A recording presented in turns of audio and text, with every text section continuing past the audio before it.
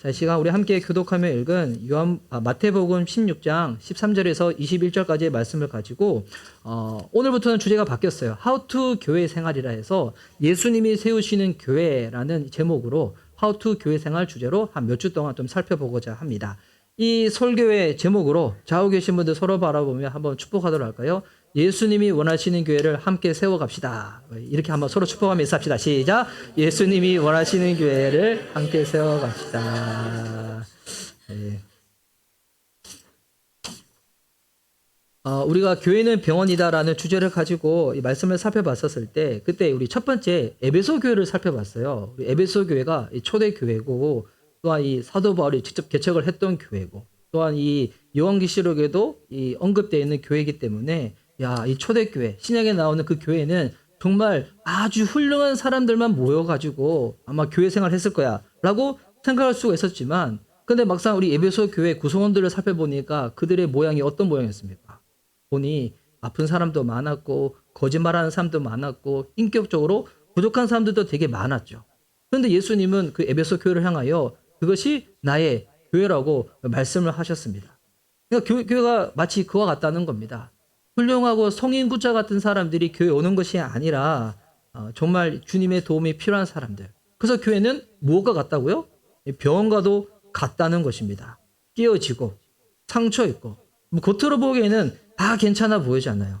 저만 봐도 그렇지 않아요?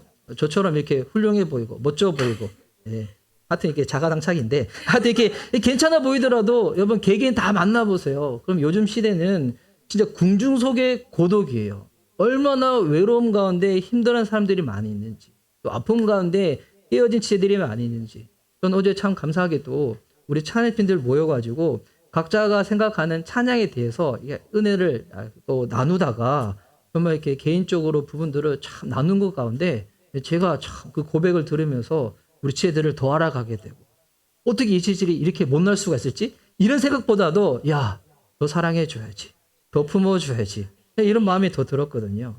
그러니까 교회는 이 그리스도 안에서 치유와 회복, 제사함과 구원을 알아가고 얻어가는 곳이라는 겁니다. 그러면 이 신약 성경에서 예수님이 교회를 처음으로 언급하신 그 장면이 어디인가? 여러분 그 장면이 여러분 신약 시대의 첫 번째 교회는 이 제자들이 사도들이 마가 다락방에 모여서 기도하다가 성령님이 강림하셨을 때부터 교회가 시작되어지지만 예수님이 교회에 대해서 처음으로 언급하신 장면은 이 마태복음에서 오늘의 이 본문에서 예수님이 언급을 하십니다. 그리고 예수님은 교회에 딱 단어만 말씀하시는 것이 아니라 교회에서 가지고 가장 중요한 본질에 대해서도 말씀을 하시거든요. 지금 제자들과 예수님은 어디 있냐면 이 예루살렘에서부터 갈릴리 호수가 있으면 갈릴리 호수에서 북쪽으로 40km 떨어진 데에 가이사랴 빌립보라는 도시가 있었어요. 근데 이 도시의 이름은 가이사랴는 로마 황제를 뜻하고 빌립보는 그때 이 이스라엘을 네 군데로 나눠가지고 각 지역마다 이 분봉왕이라는 우두머리를 딱 세워놓는데 그 지역의 분봉왕의 이름이 빌립이었어요. 가이사랴 빌립. 이 이름을 따서 지은 도시가 이 가이사랴 빌립보 지역이었습니다. 그러니까 이 당시 로마 문명은 이 인간의 이 위대성을 딱 드러냈던 도시였는데 그 도시 중에 한 군데 예수님이 오신 거예요. 일부러 제자들과 더불어서. 그리고 이제 질문을 던지십니다.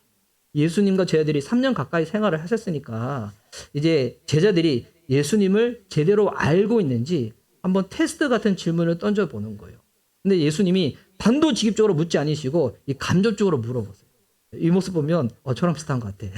그래서 예수님이 먼저 뭐라고 물어보시냐면 13절 말씀에 보니까 사람들이 인자를 누구라고 하느냐. 그러니까 주변 사람들이 나를 뭐라고 생각하냐. 이거부터 딱 물어보는 거예요. 근데 주변 사람들은 침례 요한이 다시 살아났습니다. 아니면 엘리야, 예레미야와 같습니다. 라고 대답을 하는 거예요. 그때 이제 예수님이 이제 제자들한테 정말 묻고 싶었던 질문을 던지시는 거예요.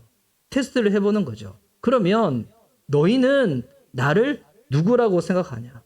그랬더니 제자들이 머뭇거리면서 아무도 대답을 하고 있지 못할 그때에 가장 이 성미가 급한 이 베드로가 얼른 대답을 합니다. 어떤 대답을 합니까? 이게 16절 말씀이거든요. 이 16절 말씀은 참 이게 중요한 말씀인데 우리 함께 다시 한번 읽어보도록 하겠습니다. 밑에 자막에도 나올 거예요. 자, 16절 시작. 시몬 베드로가 대답하였다. 선생님은 살아계신 하나님의 아들 그리스도십니다. 예. 그러니까 예수님은 어떤 분이신가? 거의 1000년 동안 구약 성경에서 40여 명이나 되는 수많은 구약의 예언자들이 메시아가 온다고 예언했는데 바로 그 메시아가 예수님이라는 거예요. 단순한 인간이 아니라 살아계신 하나님의 아들이라는 거예요. 이 베드로가 정말 기가 막히게 정확하게 고백을 하는 겁니다. 아주 놀랍지 않습니까? 베드로가 예수님의 신성에 대해서 제대로 이해했는지는 알 수는 없어요. 근데 3년 동안 예수님을 가까이 한번 생활해 보니까 이분은 단순한 하나님의 종이거나 훌륭한 지도자가 아니라 정말 하나님의 아들이라는 것이 깨달아진 거예요. 그러니 베드로가 이런 고백을 딱 하는 겁니다. 예. 그래서 베드로의 이 고백을 듣고 예수님 또 뭐라고 딱 말씀하시냐면 바요나 시몬아 네가 복이 있다고 정말 잘했다고. 근데 이것이 너의 지적인 이해로 깨달아진 것이 아니라 하늘에 계신 아버지께서 너로 하여금 깨닫게 해주셨다는 거예요.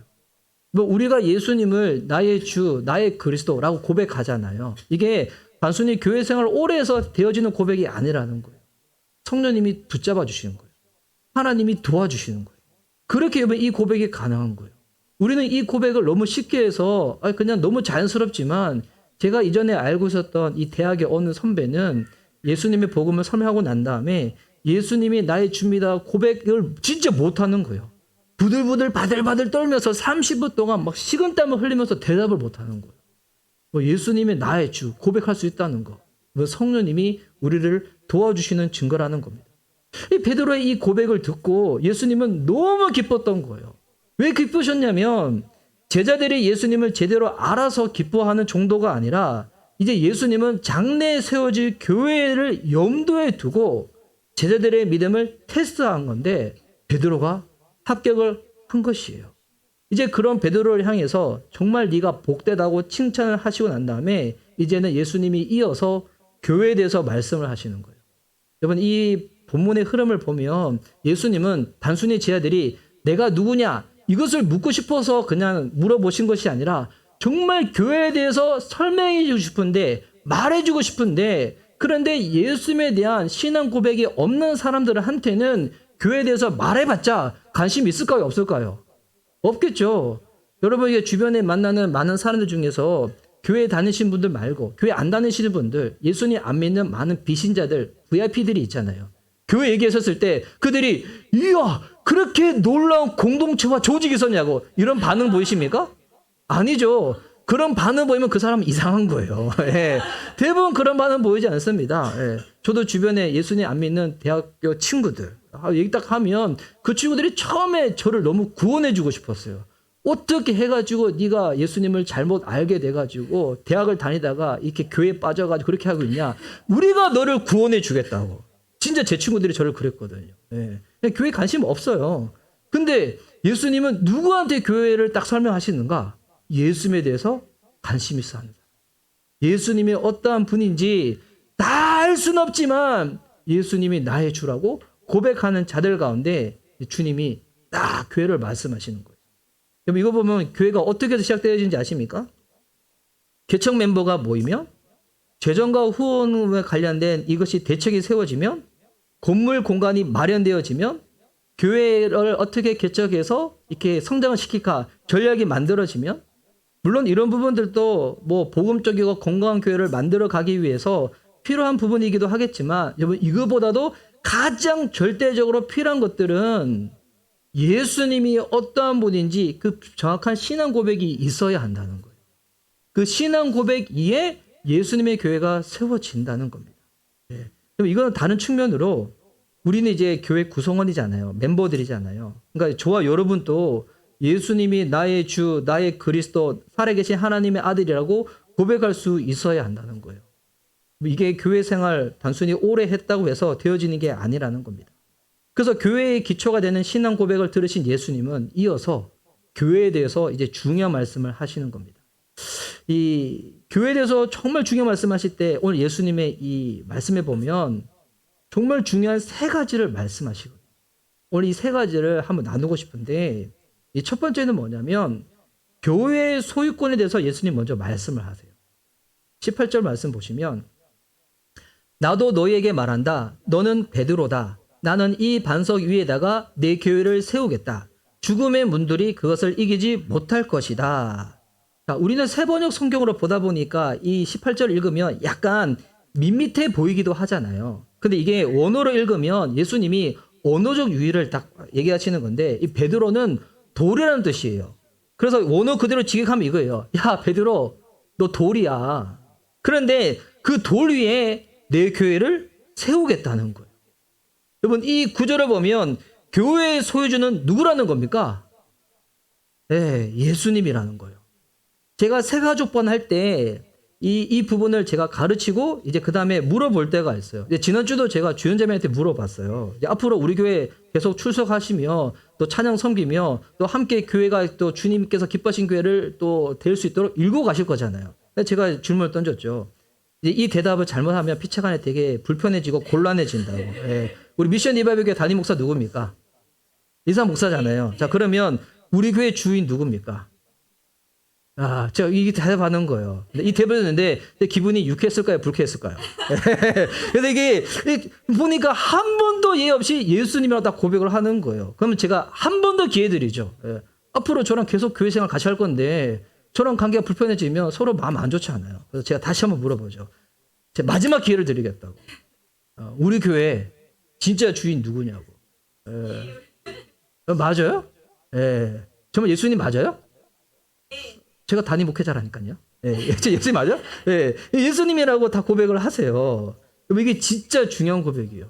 여러분, 교회는 목사의 교회가 아닐 뿐더러 성도의 교회도 아니라는 거예요. 교회는 예수님의 교회라는 거예요. 여러분, 이게 우리들한테 의미하는 바가 뭐냐면, 여러분, 내 교회라면 내가 하고 싶은 대로 하면 되는 거예요. 근데 예수님의 교회라면 예수님의 소원을 쫓아서 우리가 사역을 감당해야 된다는 겁니다. 우리 교회 근방에 이 유나스 커피 카페가 있잖아요. 근데 이제 이 카페 사장님이 진짜 김밥을 너무 좋아하셔가지고 이제 우리가 이제 김밥 먹을 때마다 이제 딱 전달해 드리는데 그럼 사장님이 이제 그 얘기 진짜 하세요. 나도 교회 한번 가고 싶다. 예배 한번 드리고 싶다. 네.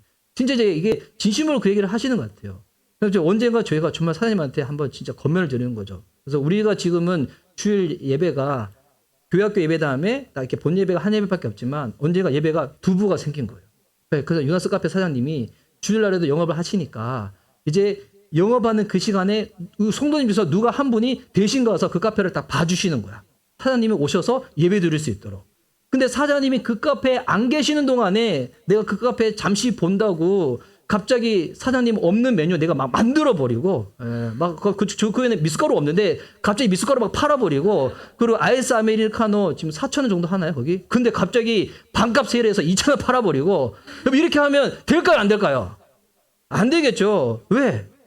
유나스 카페 사장님은 도와준 우리 성도님이 아니라 그 카페 사장님이 사장님이시기 때문에. 근데 이게 여러분 교회도 마찬가지예요. 예수님의 교회라고 정말만 믿는다면 우리 마음대로 교회를 경영할 권리가 있을까요? 없을까요? 여러분, 없다는 거예요. 주인 되시는 예수님의 소원을 쫓아서 교회를 운영해야 된다는 거예요. 여러분, 이게 모든 일이 그렇습니다. 지금까지 우리 교회가 이제 이번 주 금요일 날 책 나눔방을 마쳤죠. 근데 그 책 나눔방의 저자가 최은기 목사님이신데 그 최은기 목사님이 설교를 어떻게 준비하는지 제가 이야기를 들었어요. 하나복의 김영근 목사님과 이 대담을 나누시는데 그러니까 두 목사님이 대답을 나누시는 거예요. 그러니까 물어본 거예요. 목사님은 어떻게 설교 준비하세요? 근데 이제 최은기 목사님이 설교 준비하는 시간 중에서 정말 독특한 게 있는데 이 본문을 읽고 주석을 보고 연구를 하면서 중간중간마다 일부러 뭘 집어넣냐면 20분씩 기도하는 시간을 집어넣는다는 거예요. 근데 그때 뭐라고 기도하시냐면 주님, 제가 이 본문을 통하여 무엇을 말씀하기를 원하십니까? 본문 연구를 다 끝내고 난 다음에도 이렇게 기도하면 어떨 때는 주님이 그런 감동을 주시는 거예요. 야, 그거는 네가 하고 싶은 말이지 내가 하고 싶은 말은 아니라고. 그러면 최은기 목사님은 설교 준비를 다 하고 난 다음에도 그 부분을 빼버린다는 거예요. 저도 노력하고 있습니다. 예, 그래서 설교 시간이 점점 줄어들고 있죠. 예, 할렐루야죠. 예. 여러분, 그래서 이게 우리 성도님들도 교회를 바라보실 때도 이게 진짜 필요해요. 우리가 이제 우리 교회가 처음인 분들도 계시죠. 우리 이제 감사하게도 우리 고등학생 친구들 같은 경우에. 그런데 이전에 교회에서 신앙생활을 하고 오신 분들도 우리는 흔히 이제 내가 지난해 했던 생각과 경험을 토대로 이 교회를 딱 바라볼 때가 많이 있어요. 그런데 여러분, 생각과 경험을 아예 무시하는 건 아니지만 이 부분도 멀리 해야 되는 거예요. 교회는 그리스도의 교회이기 때문에 모든 순간 가운데 주님께 물어보는 거죠. 하나님 무엇을 원하십니까? 무엇을 기뻐하십니까? 주님의 손을 우리가 풀어드리길 원합니다. 우리의 경험에 비추어서 성경을 보는 것이 아니라, 우리의 생각에 비추어서 교회를 보는 것이 아니라 주님의 소원, 주님의 말씀에 비추어서 내 생각도 보고요, 내 경험도 보고요, 이 교회 분위기도 살펴봐야 돼요. 제가 이제 그런 얘기도 가끔씩 해드릴 때가 있었는데, 제가 20대, 30대 때 그때 우리나라의 찬양 집회가 왕성했었을 때, 지금보다도 더 왕성했었을 때, 그때 중고등학생들은 찬양 집회 가잖아요. 노래 안 부르고 사람들 뒤통수만 봐도 은혜 받아서 막 충만해지고 그랬어요. 분위기에 그냥 압도되는 거예요. 근데 어떤 일이 벌어지는가? 설교 시간은 다 자. 설교 다 자는 다음에 다시 찬양할 때는 막 하고 있고. 예. 예. 그리고 본교회 와서는 우리 교회 찬양팀 왜 이래 막, 목사님 오늘도 음정 틀어서 자꾸 플래시 나네 막 이러고 있고. 예. 예. 그러면 진짜 성령 충만하니까 그렇게 하는 거죠. 그러니까 이 사람들이 그냥 분위기를 보면서 이게 성령님이 임재하신다고 이제 오해를 하는 거예요. 중요한 거는 분위기 좋은 거 좋죠. 예, 좋은 사람들 만나는 거 좋죠. 근데 그 모든 것들을 성경을 통해서 바라보는 그런 습관들이 필요하다는 것입니다. 그래야지 우리 미션 리바이벌 교회도 저와 여러분이 정말 주님이 꿈꾸는 소원을 풀어드리기 위하여 하나 될 수가 있다는 거예요. 예수님은 두 번째로 또 무엇을 말씀하시냐면 교회의 능력에 대해서 말씀하세요. 아까 읽었던 18절 후반절에 보면 죽음의 문들이 이기지 못하리라 나와 있어요. 죽음의 문들. 이 옛날 개역개정 성경으로는 음부의 건설하고 나와 있어요. 음부는 영어로 하면 하데스, 예, 죽은 사람이 가는 곳. 죽음의 능력을 영어로 하면 파워 오브 데스. 이 정도 우리 다 할 수 있죠? 예, 하죠. 그러니까 이 죽음의 능력이 이기지 못하는 곳이 어디라는 겁니까? 교회라는 거예요. 다시 말해서 교회는 죽어가는 사람들한테 생명을 주는 곳입니다.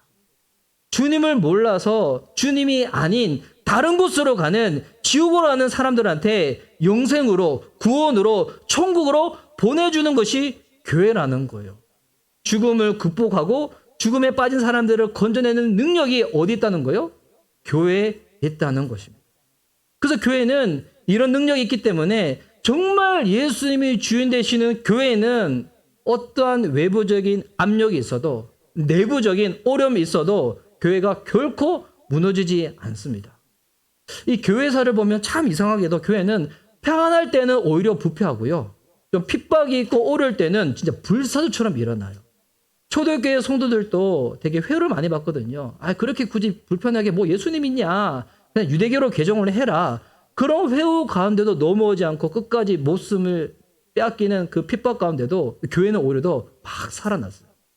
여러분, 가까이 있는 중국을 봐도 그래요. 이 1949년도에 모태똥이 중국을 점령하고 난 다음에 성도사님들을 다 내쫓아내요. 교회의 문을 강제로 다 닫아버려요. 근데 모태똥이 죽고 나서 등소평이 정권을 딱 잡았거든요.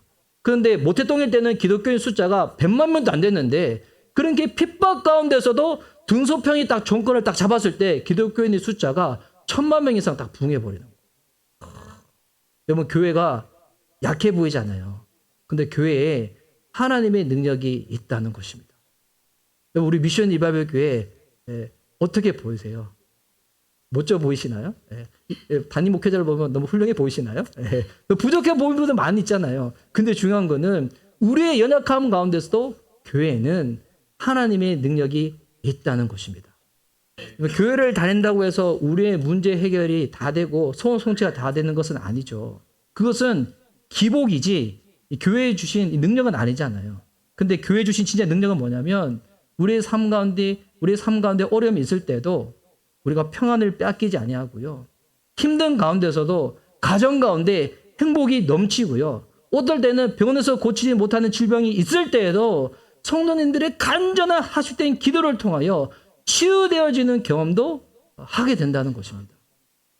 제가 이거 제 간증을 짧게 나누면, 제가 원래 강주성 촉수염이라고 면역 질환을 하나 앓고 있잖아요. 우리 이제 교회에 나오는 덩치 큰 형제님도 저랑 같은 질환을 앓고 있는데, 근데 제가 올해 계속 눈에 포도막염이 재발되다 보니까 병원에서 이 염증 수치를 다시 한번 확인해 보라고 해가지고 제가 최근에 CT도 찍고 MRI도 찍고 이번 주 수요일 날 가서 제가 이제 검사 결과를 봤어요. 그러면 근데 이제 검사 결과 이럴 수 있잖아요. 염증 수치가 낮아졌습니다. 이런 결과가 나올 수 있는데 의사 선생님이 저한테 뭐라고 했냐면 염증이 안 보인다는 거예요. 촉수염 염증이 안 보인다는 거예요. 인자 안 보인다고. 제가 처음에 그 얘기를 듣고 수요일 날 아침이어서 그냥 이렇게 떨레 병원 갔다가 떨레 다시 교회 왔는데, 근데 제가 탁 그 목욕실에 가서 앉아 있는데 순간 딱 깨달아졌어요. 와, 이거 하나님이 이거 낫게 하신 거구나. 물론 모르겠어요. 예. 그렇다고 해가지고 내 몸이 회복됐다 해가지고 몸 막 만들어 하고 이러면 안 되겠죠. 예. 근데 왜 이러냐면, 왜냐면 우리 교회에 이게 진짜 기도가 필요한 지들이 많이 있잖아요. 마음적으로, 육적으로. 근데 제가 어떤 마음을 받았냐면, 하나님이 정말 합심하여 기도하라는 사인으로 주시는 거고. 여러분, 감기가 나은 것은 하나님의 도우심이 아니고, 암만 나은 것이 하나님의 도우심입니까? 그렇지 않잖아요. 큰 것이든 작은 것이든 기도 가운데 주님 도와주시면 주의 능력이잖아요. 여러분, 교회에 능력이 있다는 것을 믿는 것은 너무 중요합니다. 교회는 동호회나 친목 동호가 아니거든요. 주님의 능력이 역사하는 공동체라는 거예요. 이 능력 하나님이 우리 교회도 주신 줄 믿습니다. 우리가 한 영혼 구원하여 제자 삼는 교회, 한 영혼의 회복으로 주님 나라 부흥 가운데 쓰임받는 교회가 되자고 하는데, 그럼 그렇다면 우리 교회 가운데 필요한 것은 하나님의 능력입니다. 이 능력이 가득 임할 수 있도록, 또한 이번 수련회 가운데서도 이 능력을 경험할 수 있는 저와 여러분 되었으면 좋겠습니다.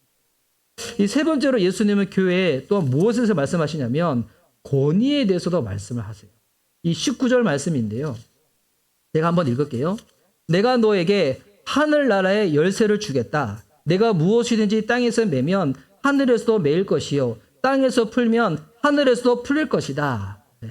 주님이 열쇠를 주시겠다는 거예요. 그러니까 지금 버전으로 따지면 요즘은 열쇠로 문을 안 여시죠. 다 이렇게 번호키 누르시잖아요. 내가 하늘나라 도어키 번호를 알려주겠다는 거예요. 누르고 들어가라는 거예요. 여러분, 열쇠를 준다, 이게 무슨 의미냐면, 이 말씀을 정확하게 이해하려면 구약 성경을 한번 봐야 돼요. 구약 성경의 이사야 22장 22절에도 이런 말씀이 있는데, 이거는 엘리야김 왕에게 하나님이 이런 말씀을 하십니다. 제가 한번 읽어드릴게요.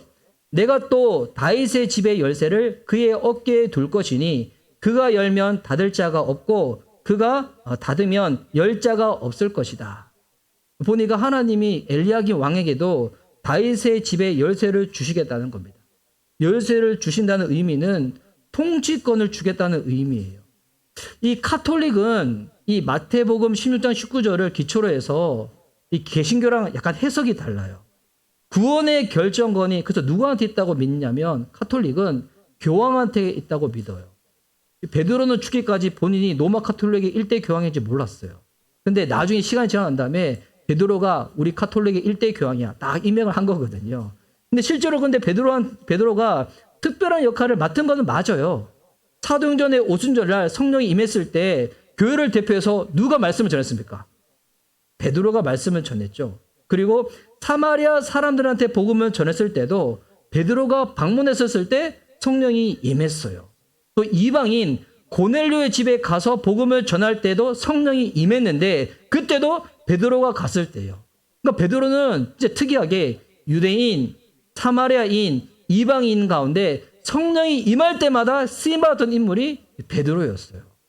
근데 중요한 거는 그러면 베드로에게만 구원의 결정권이 있는 것인가? 그렇지 않다는 거예요. 이 19절의 이 약속은 똑같은 이 구절을 예수님께서 다른 제자들에게도 말씀을 하시는데 그게 어디냐면 마태복음 18장 18절에서 19절에 있어요. 이제 오늘 본문은 16장이잖아요. 그러니까 2장 넘어가고 난 다음에 예수님이 동일한 말씀을 또 하시는 거예요. 마태복음 18장 18절에서 19절. 이거 제가 한번 읽어드릴게요. 내가 진정으로 너에게 말한다. 무엇이든지 너희가 땅에서 매는 것은 하늘에서도 매일 것이요 땅에서 푸는 것은 하늘에서도 풀릴 것이다. 내가 진정으로 거듭 너에게 말한다. 땅에서 너희 가운데 두 사람이 합심하여 무슨 일이든지 구하면 하늘에 계신 내 아버지께서 그들에게 이루어 주실 것이다. 근데 이 성경 구절을 우리는 흔히 어디에 인용을 많이 하냐면 여러 사람이 모여서 우리가 기도하면 주님이 우리와 함께 하신다. 이때 많이 이 구절을 인용하잖아요. 근데 여러분 성경을 읽을 때는 앞뒤의 문맥을 연결해서 읽어야지 그 구절의 뜻이 분명해져요. 이 구절은 마태복음 18장 15절부터 읽어야지 정확하게 의미를 살펴볼 수가 있어요. 원래 이 구절은 교회 안에서 좀 교회 법을 따르지 아니하고 좀 문제를 일으키는 성도들을 어떻게 대해야 되는지 교회의 칠에 대한 말씀이거든요. 한번 이렇게 준비된 성경 구절 한번 보시면 어떤 사람이 성경에서 어긋난 죄를 딱 지워버린 거예요. 그러면 어떻게 하냐면 먼저는 목사가 가서 권면을 하는 겁니다. 그런데도 안 들으면 지도자들 두세 사람이 가서 권면을 합니다. 그래도 안 들을 때에는 교회 전체 이름으로 권면을 합니다. 그래도 안 들을 때에는 그 사람은 교회의 말을 안 듣기 때문에 이방인이나 세리같이 여기라고 합니다. 그러면서 듣지 않는 그 사람은 교인이 아니라 구원받지 않는 사람으로 생각하고 그 사람이 구원을 얻을 수 있도록 기도하라고 딱 권면을 하거든요. 이게 마태복음 18장의 딱 내용이에요. PPT 혹시 나오지 않나요? 예. 자, 그래서 이게 우리가 방금 18절, 19절 읽었잖아요. 15절부터 쭉 보면 이 교회에서 어긋난 이 행동을 한 사람들한테 이렇게 권해라고 말하는 딱 장면이라는 것입니다. 그리고 난 다음에 이제 우리 18절 말씀을 다시 한번 읽어봤으면 좋겠어요. 18절 말씀 이번에는 우리 함께 한번 읽도록 하겠습니다. 그럼 PPT 한번 띄워주시겠어요? 자, 그 전에 말씀. 자, 네, 맞아요. 근데 마태복음 18장 19절. 18절. 18절 띄워주세요. 예, 함께 한번 읽겠습니다. 시작. 내가 진정으로 너에게 말한다. 무엇이든지 너희가 땅에서 매는 것은 하늘에서도 매일 것이요 땅에서 푸는 것은 하늘에서도 풀릴 것이다. 여러분, 그래서 이 18절의 의미가 뭐냐면 하나님께서 교회에게 권위를 주셨다는 거예요. 베드로 한 개인에게만 아니라 교회에 권위를 주셨다는 거예요. 이 말인즉 우리는 교회의 권위에 순종해야 한다는 것입니다. 막상 많은 분들이 교회 권위에 대해서 잘 모르세요. 왜냐하면 저는 그 책임이 목회자한테 있다고 생각을 합니다. 왜냐하면 교회 권위에 대해서 안 가르치고 권위를 바르게 사용하는 모습을 보여주지 못한 거예요. 교회를 바로 세우기 위해서는 예수님이 주신 권위를 인정하고 행사해야 되거든요. 이 18절에 하나님께서 교회에서 주님의 이름으로 기도하고 결정하면 그 결정을 하늘에서도 그 결정을 인정해 주신다는 거예요. 그러니까 우리 교회의 결정을 하나님도 인정해 주신다는 겁니다. 사도행전 15장에 보면 유대인들 개종자들이, 유대인들 중에서 예수님 믿는 사람들이 이제 이방인들이 예수님 믿고 구원받는 사람들이 생기는 거예요. 근데 보니까 이 사람들은 유대인들처럼 보니까 율법을 안 지켜. 할례를 안 해. 그러니까 지금 시스템이 이런 거예요. 뭐 극단적인 비유지만 나는 모태신앙이야. 근데 모태신앙이 아닌 사람이 예수님 믿고 교회 생활을 하기 시작하는 거예요. 나는 어려서부터 예배 생활을 꾸준히 했고 헌금 생활을 한 번도 거스른 적이 없었고 나는 금식도 하고 11절 드리는데 교회 뚫레 와가지고 예수님 믿고 구원받았다는 거예요. 그런 다음에 야, 너 구원받은 거 확인하려면 교회 봉사해야 돼. 너 찬양해야 돼. 너 11조 해야 돼. 막 얘기를 하는 거예요. 근데 이때 그래서 이게 유명한 예루살렘 회의라고 하거든요. 이방인들 중에서 구원받은 사람들, 이 사람들을 어떻게 우리가 대할 것인가. 이때 초대교회 대표자였던 야고보가 이방인들한테 이렇게 편지를 보내요. 사도행전 15장 19절 28절 말씀인데 제가 한번 읽을게요. 성령과 우리는 꼭 필요한 다음 몇 가지 밖에는 더 이상 아무 무거운 짐도 여러분에게 지우지 않기로 하였습니다. 이게 무슨 말이냐면 초대교회에서 결정을 내릴 때 이것이 인간의 결정이 아니라 하나님의 결정이라는 거예요. 성령님의 도장을 꽉 찍어주신 결정이라고 자신 있게 말하는 거예요. 이 야고보가. 이 자신감은 어디서 나오는 걸까요? 야고보가 그때 당시 저처럼 인물이 확실해서 너무 잘생겨가지고 거기서 나온 자신감일까요? 그럼 나이 들어서 피부가 쭈글쭈글해지면 자신감 사라지는 거예요? 이 자신감은 교회의 권위를 알고 있는 거기서 나오는 자신감이라는 거예요. 여러분, 교회에 하나님이 권위를 주셨다는 것을 우리가 안다면 저와 여러분이 각자의 위치에서 가져야 될 책임이 있는 거예요. 일단은 저는 교회 담임 목회자로서 늘 하나님이 우리 교회에 주신 그 뜻과 음성을 듣도록 늘 기울여야 되는 거죠. 하나님이 교회에 권위를 주셨는데 그럼 어떻게 보면 목사의 책임이 진짜 큰 거예요. 그래서 이제 저를 위해서 기도를 부탁할 때 어제도 저는 개인 기도 제목을 그걸 내놨거든요. 제가 하나님 앞에 머무르는 시간을 꼭 가질 수 있도록 애쓸 수 있도록 저를 위해서 기도해 달라. 이상한 목사가 하나님의 뜻을 더 깊이 깨닫고 순종하는 종이 될 수 있도록 기도를 딱 부탁하는 거죠. 그렇게 기도해 주시는 거죠. 그럼 우리 성도님들도 가져야 될 책임이 있는 거예요. 저는 하나님께서 교회의 몸인 교회를 이루고 있는 회중들을 통해서 우리 가운데 말씀하신다고 저는 믿습니다. 그래서 중요한 결정을 내릴 때 저는 가능한 한 우리 성도님들이 더 많은 과신과 책임감을 가지고 대해 주시기를 진짜 너무 바라고 있어요. 우리 교회가 최근에 책 나눔방을 한 것도 오랜 시간 동안 준비 기간이 필요하지만 가정교회로 전환하고자 하는 것도 교회에 등록하기 원하시는 분들을 새가족반을 공부를 하고 이후에 우리 이제 생명의 삶을 듣도록 제가 준비를 하는 것도 이 다 어떤 과정일까요? 교회에 주신 권위를 소홀하지 않게 여기기 위해서 준비하는 과정이라는 거. 제가 좀 거북해 하는 것 중에 하나가 뭐냐면 교회에 무언가 봉사를 맡겨요. 직책을 맡기면서 야 이거 하나님이 너한테 주신 거니까 묻지도 마 따지지도 마. CF 찍는 것도 아니면서 이순재 선생님도 아니면서 묻지도 말고 따지지도 마. 너 그냥 순종해. 주님이 그냥 주시는 거야. 기도하면서 준비한 시간도 안 주고 그리고 무엇보다도 정말 제가 정말 이렇게 힘들어하는 게 영적 우미나 정책.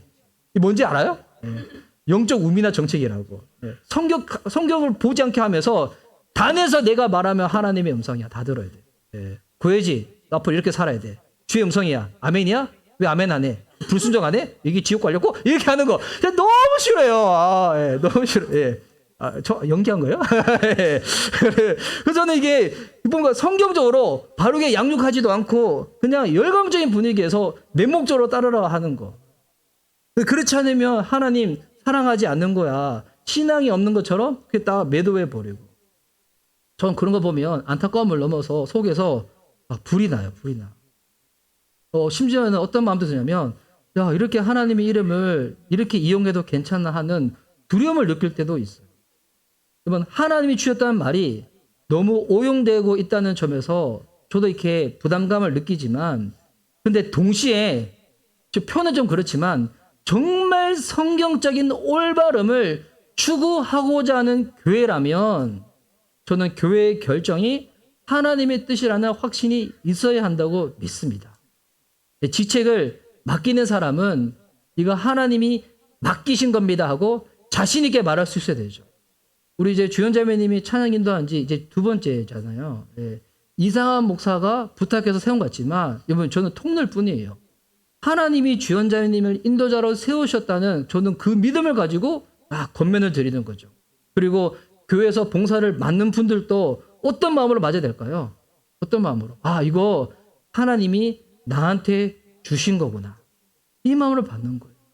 이 교회의 사이즈와 상관없이 큰 교회든 작은 교회든 개척교회든 하나님이 교회에 허락하신 그 권위를 가볍게 여기지 않아야 된다고 저는 생각합니다. 저는 그래서 우리 주일 예배 때 우리 교회는 대표 기도를 교회에 등록한 성도님들의 가나다 이름 순으로 돌아가면서 빠짐없이 기도하잖아요. 근데 안타까운 것은 기도 돌아오는 순서가 너무 빠르죠. 2달도 안 돼서 돌아오는 것 같죠. 왜 그런지 모르겠어요. 너무 빨리 돌아와. 거의 매주 하는 듯한 느낌이 들죠. 기도하실 때마다. 그런 거야. 11조를 드리지만 마치 내 모든 재산의 반 이상을 주님이 걷어가신 듯한 느낌들. 이것처럼 난 대표 기도를 그냥 2달에 한 번 같지만 왜 내가 매주 대표 기도를 하는 것 같지? 이런 느낌들. 근데 여러분 대표 기도 하시는 분들도 진짜 이런 마음을 기도하시면 좋을 것 같아요. 단순히 순번이기 때문에 하는 게 아니라 하나님이 우리 미션 리바이벌 교회를 대표해서 우리의 기도를 듣기를 원하시는구나. 나를 그래서 기도자로 세우셨구나. 그래서 저는 우리 교회의 중요한 부분들을 우리 성도님들과 함께 나누고 기도하고 정하기를 너무 원해요. 정말 이렇게 타협할 수 없는 그 유일한 진리, 그것 말고 우리가 교회를 운영해 나갈 때 그 방법들이 있잖아요. 그래서 우리 책 나누방 할 때 어떻게 하면 우리 주중에 모임을 더 활성화할 수 있을까? 그에 대해서 진짜 의견들을 많이 게재해 주셨거든요. 저 그 얘기 듣고 제가 이제 그 말씀을 드렸어요. 우리 여러분 성도분들이 주일날 한 번 모이는 것으로 사랑의 교제를 하는 것은 참 쉽지가 않아요. 그러니까 주중 모임에 대한 필요성들을 한 번 한 번 만나보면 다 느끼세요. 근데 우리 교회 성도님들은 생활하는 패턴들이 다 다르셔. 예. 이 회사원들보다도 프리랜서 분들이 더 많으시고 집들도 다 모시고 어떻게 하면 이 주중 모임을 잘 할 수 있을까? 그래서 제가 뭘 하려고 하냐면 설문조사를 한번 하려고 해요. 설문조사를 해서 어느 시간, 어느 요일 어떻게 하는 것을 가장 원하는지. 그래서 딱 하면 이걸 하고 난 다음에 수련회 가서 한번 나누고 또 한번 얘기를 나누면서 딱 정해보는 거죠. 여러분 저는 그게 하나님이 우리에게 원하시는 바를 함께 만들어가는 이 과정이라고 방법이라고 생각을 하고 있습니다. 그래서 예수님은 지금 세 가지 말씀하시는 거예요. 그리스도가 주인 되시는 교회, 능력으로 생명을 살리는 교회, 교회에 하나님 주신 권위 가운데 순종하는 교회. 그럼 여기서 제가 질문 던지고 싶어요. 지금 예수님 말씀하신 이 세 가지 인간의 힘으로 세울 수가 있을까요? 우리 힘으로 세울 수 있을까요? 아니죠. 그래서 오늘 본문의 중요한 것은 뒤에 이어지는 이야기예요. 예수님의 테스트 가운데서도 정답을 말한 베드로조차도 오늘 뒷부분을 다 읽지 않았지만 예수님이 이제 처음으로 십자가 죽음과 부활을 언급을 하세요. 근데 베드로가 뭐라고 얘기합니까? 인간적인 생각으로 극구 반대하면서 예수님 죽으시면 안 된다고. 이 원어적으로 보면 예수님한테 꾸지르시는 거예요. 예. 베드로가 예수님을 꾸짖어. 예수님 그러시면 안 돼요. 예수님 성경 공부를 안 하셨나? 왜 이러시나? 예. 막 이렇게 막 꾸짖는 거예요. 여러분 답을 아는 거랑 답을 아는 대로 교회를 세워가는 거는 별개의 부분일 수도 있다는 거예요. 답을 안다고 해서 다 그렇게 되어지는 것이 아니라는 거예요. 그래서 예수님은 제자들한테 너희들이 나를 어떻게 생각하냐고 물어보시고 난 다음에 정답을 말한 제자들한테 교회를 말씀하시고 이게 신학적으로는 기독론, 교회론을 말씀하시고 난 다음에 이제 정말 중요한 말씀을 하시는 거예요. 그게 21절에 나옵니다. 21절 말씀은 우리 다 함께 한 목소리 한번 읽어보도록 하겠습니다. 마태복음 16장 21절 우리 함께 읽겠습니다. 자, 시작. 그때부터 예수께서는 자기가 반드시 예루살렘에 올라가야 하며 장로들과 대장들과 율법학자들에게 많은 고난을 받고 죽임을 당해야 하며 사흘째 되는 날에 살아나야 한다는 것을 제자들에게 밝히기 시작하셨다. 아멘. 정답을 말한 베드로한테 예수님이 이제 처음으로 말씀하시는 거예요. 제자들한테 처음으로 말씀하시는 거예요. 무엇을 말씀하시는가? 예수님의 십자가 죽음과 부활을 말씀하시는 거예요. 여러분, 예수님이 원하시는 교회는 우리의 힘으로 세울 수 있는 것이 아니라 복음을 믿는 자들을 통하여 주님이 세워가시는 거예요. 주님의 십자가 죽음과 부활을 믿는다. 이게 무슨 말입니까? 주님, 저는 죄인입니다. 예수님이 나를 구원하셨습니다. 제 인생의 주인은 예수님이십니다. 제가 되어서는 안 됩니다. 주님, 저는 날마다 주님이 필요한 자입니다. 여러분, 성화가 내가 노력해가지고 내가 이렇게 신앙을 성장시켜야지 이게 아니라고 말씀드렸죠. 성화가 뭐라고 말씀드렸습니까? 날마다 구원의 은혜, 칭의 은혜 가운데 탁 나아가는 거예요. 나는 모든 삶 가운데 예수님이 필요한 자가 딱 나아가는 거예요. 그때 무엇을 경험해야 되냐면 진짜 내 삶을 통하여 주님께서 행하시는 것들을 경험하게 돼요. 그런 자들은 진짜 보면 내가 한 것 같은데 뭐라고 고백하게 되는가? 진짜 주님이 하신 거예요. 진짜 그 신기한 경험이에요. 내가 했는데 진짜 아무리 생각해도 내 능력으로 한 게 아닌 거예요. 주님이 하신 거지. 주님이 나를 통하여 그 일을 하신 거지. 네. 그래서 이 교회는 사람들이 만들어가는 교회가 있는 반면에 사람들을 통하여 예수님이 만들어가는 교회가 있어요. 이게 무슨 차이냐면 사람들이 만들어가는 교회는 내가 원하는 교회를 만들어가는 거예요. 근데 사람들을 통하여 예수님이 만들어가는 교회는 예수님이 주인된 자들이 예수님의 뜻을 구하며 복음으로 살아내며 주님이 행하시도록 만들어 가시는 거예요.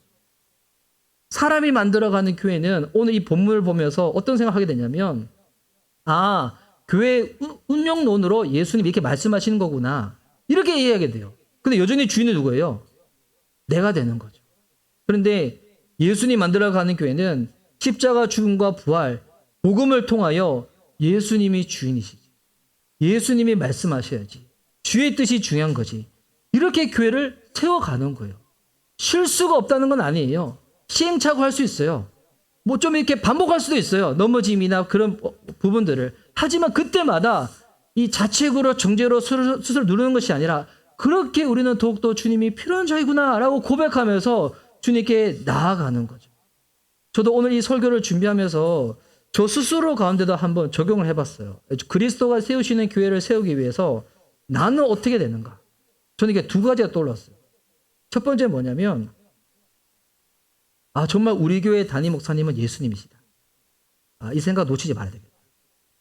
제가 부사역자 생활을 16년 했잖아요. 한 교회에서. 근데 지금 깨달았어요. 부사역자 생활을 10년 해도 여러분 부사역자 생활을 내가 더 잘하는 게 아니구나. 부사역자가 중요한 거는 담임 목사님의 의도와 마음을 아는 게 중요하잖아요. 우리 교회 담임 목사님은 예수님이시구나. 근데 감사하게도 예수님은 부사역자인 이상한 목사랑 소통을 잘 하시는 분이에요. 제가 좀 부족하다 해가지고 야 이상한 목사 나가 이러지 않으시는 분이야. 어떤 분이냐면 와 내가 도와줄게. 그래서 너는 나에게 편한 존재야. 해주시는 우리 담임 목사님 예수님. 진짜 내가 부사역자라는 생각으로 담임 목사님이신 예수님이 그 마음과 의도를 더욱더 알아가야 되겠다. 근데 진짜 목회자로서 예수님 원하시는 교회 안 하면 우리가 목회하는 의미가 뭐가 있겠어요? 예수님이 원하시는 교회를 안 하면. 그래서 저는 진짜 우리 교회가 성장도 하고 옆에 비어있는 공간이 있잖아요. 저 지금 오며 가며 제가 계속 그 공간 보면서 기도하거든요. 하나님 저희 교회 때가 되면 저 공간도 우리 교회에 주세요. 이런 기도도 하고 또 이제 우리 교회도 성장했으면 좋겠다는 생각을 가지고 있지만 그런 모든 시작과 동기는 딱 하나입니다. 정말 예수님 원하시는 교회야지. 정말 예수님이 기뻐하시고 꿈꾸시는 그 교회야지. 여러분 그거 하다가 교회가 조금 성장이 더딜 수도 있어요. 좀 어려움을 경험할 수도 있어요. 근데 여러분 그렇게 했다가 나중에 주님 만나면 우리가 최소한 예수님께 이런 고백할 수 있잖아요. 주님 저 그래도 예수님 원하시는 교회 생각하고 한번 이렇게 시도하려고 했다가 주님 만나게 됐어요. 진짜 요즘 그런 생각 너무 많이 해요. 우리 미션 리바이벌 나중에 주보에도 바꿔야 될 것 같아. 담임 목사님의 예수님 이름 적고 부사역자 이상 목사 이름 적고. 그리고 또 하나 생각하는 건 뭐냐면 절대 다른 사람과 다른 교회와 비교하지 말아야지. 이게 여러분 이게 그냥 난 눈 다 닫아버리고 나는 다 무시해버릴까 이게 아니라 다른 교회가 훌륭하게 잘하는 것들도 보고 배워야 되겠지만 정말 예수님이 우리 교회에게 주신 그 길을 걸어가야지. 어제 제가 이제 어느 그 간증 토크쇼에 갔다가 갑자기 이렇게 질문 중에서 행복이 뭐가 행복한지고 갑자기 질문이 던졌어요. 제가 이제 그 질문을 저는 앉아서 들으면서 꼼꼼히 묵상했어요. 그 시간 동안에 막 묵상했는데 생각해보니까 저는 언제 가장 행복하냐면 예수님의 사랑을 진짜 믿을 때 행복해지는 거예요. 예수 우리 다 사랑하잖아요. 근데 사랑해도 이거를 안 믿는 성도들이 있어요.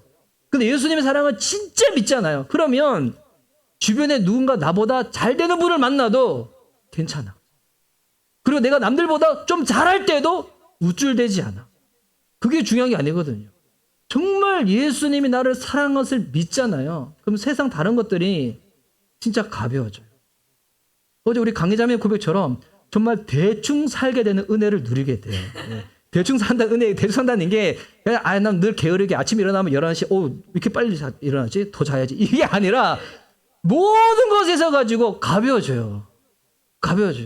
전 우리 교회가 성장했으면 좋겠지만 우리 교회는 진짜 감사하게도 작년에 비해서는 올해 추석 숫자가 더 줄어들었어요. 그렇지만 여러분 마음은 어떤지 알아요? 더 가벼워요. 더 가벼워. 왜?